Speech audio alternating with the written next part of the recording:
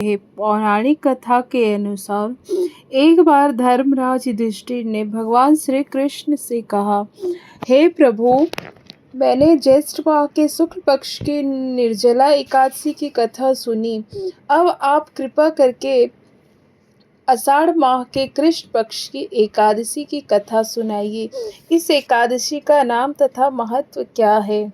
श्री कृष्ण ने कहा, हे पांडु पुत्र, आषाढ़ माह के कृष्ण पक्ष की एकादशी का नाम योगिनी एकादशी है। इसके व्रत से सभी पाप नष्ट हो जाते हैं। यह व्रत इस लोक में भोग तथा परलोक में मुक्ति देने वाला है। हे धर्मराज, यह एकादशी तीनों लोकों में प्रसिद्ध है। इसके व्रत से सभी पाप नष्ट हो जाते हैं। तुम्हें मैं पुराण में कही हुई कथा सुनाता हूँ, ध्यान पूर्वक श्रवण करो। कुबेर नाम का एक राजा अलकापुरी नामक नगरी में राज्य करता था। वह शिव भक्त था। उनका हेममाली नामक एक यक्ष सेवक था जो पूजा के लिए फूल लाया करता था। हेममाली की विशालाक्षी नाम की अति सुंदर स्त्री थी।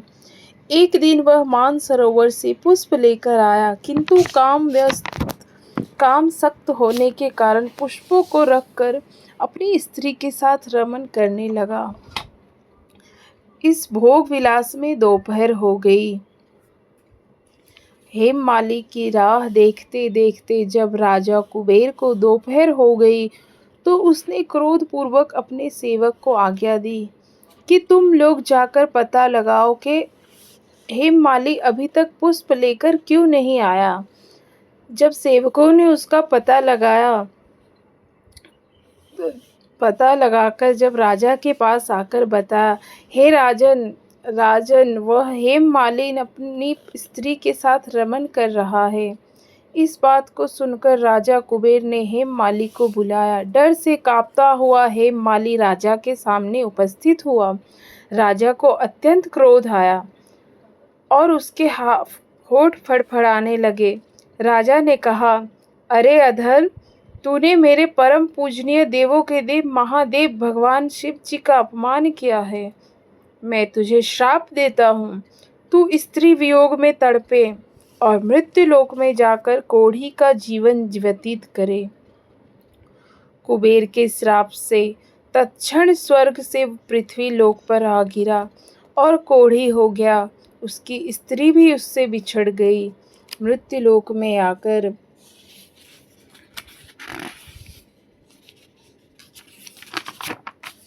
उसने अनेक भयंकर कष्ट भोगे, किंतु शिव जी की कृपा से उसकी बुद्धि मलिन न हुई और उसे पूर्व जन्म की भी सुध रही। अनेक कष्टों को भोगता हुआ तथा अपने पूर्व जन्म के कुकर्मों को याद करता हुआ वह हिमालय पर्वत की तरफ चल पड़ा। चलते चलते वह मार्कंडेय ऋषि के आश्रम में जा पहुंचा। वह ऋषि अत्यंत वृद्ध तपस्वी थे। वह दूसरे ब्रह्मा के समान प्रतीत हो रहे थे और उनका वह आश्रम ब्रह्मा की सभा के समान शोभा दे रहा था। ऋषि के पास हेममाली गया और उनके चरणों में गिर पड़ा। हेममाली को देखकर मार्कंडेय ऋषि ने कहा, तूने कौन से पाप किए हैं जो इस भयानक कष्ट को भोग रहा है? महर्षि की बात सुनकर हेममाली बोला, हे मुनि श्रेष्ठ, मैं राजा कुबेर का अनुचर था। मेरा नाम हेममाली है। मैं प्रतिदिन मानसरोवर से फूल लाकर राजा को दिया करता था शिव जी की पूजा के लिए। लेकिन एक दिन दोपहर हो गया और मैं अपनी स्त्री के संग में रमन हो गया, जिस कारण मैं पुष्प लेकर नहीं पहुंच पाया, जिससे राजा क्रोधित हो गए और उन्होंने मुझे श्राप दे दिया कि तू अपनी स्त्री के वियोग और मृत्यु लोक में जाकर कोढ़ी बनकर दुख भोगेगा। इस कारण मैं कोढ़ी हो गया तथा पृथ्वी पर आकर अत्यंत कष्ट भोग रहा हूँ। कृपया करके आप कोई ऐसा उपाय बताएं जिससे मेरी मुक्ति हो। ऋषि ने कहा, तूने मेरे सन्मुख आकर सत्य वचन कहा, इसलिए मैं तेरे उद्धार के लिए एक व्रत बताता हूँ। यदि तू आषाढ़ माह के कृष्ण पक्ष की योगिनी नामक एकादशी का विधान पूर्वक व्रत करेगा तो तेरे सभी पाप नष्ट हो जाएंगे।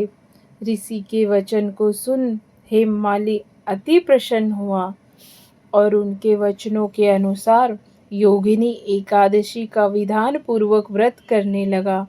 इस व्रत के प्रभाव से अपने पुराने स्वरूप में आ गया और अपनी स्त्री के साथ सुखपूर्वक रहने लगा। भगवान श्री कृष्ण ने कहा, हे राजन, इस योगिनी कथा के फल 88,000 ब्राह्मणों को भोजन कराने के बराबर है।